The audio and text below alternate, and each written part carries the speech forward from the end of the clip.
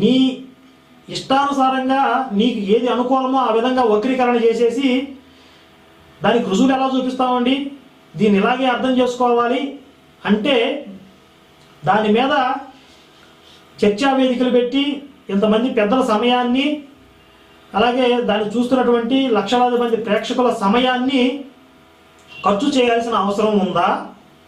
ఈ విషయం గురించి ఆ రోజు స్వామీజీ ప్రశ్నించడం జరిగింది.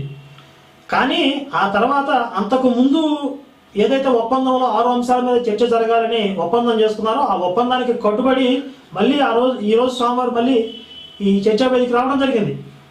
ఇంత డొల్లతనం మీ దగ్గర పెట్టుకుని పైగా తిరిగి మళ్ళీ ధర్మాచార్య ప్రతిష్టానం మీద బురద జల్లే ప్రయత్నం చేస్తున్నారంటే వీళ్ళు నైతికంగా ఎంత దిగజారిపోయారనే విషయం అర్థం చేసుకోవాల్సిన అవసరం ఉంది. ఇంకొక విషయం ఏంటంటే ఈ అంశాల మీద విచారణ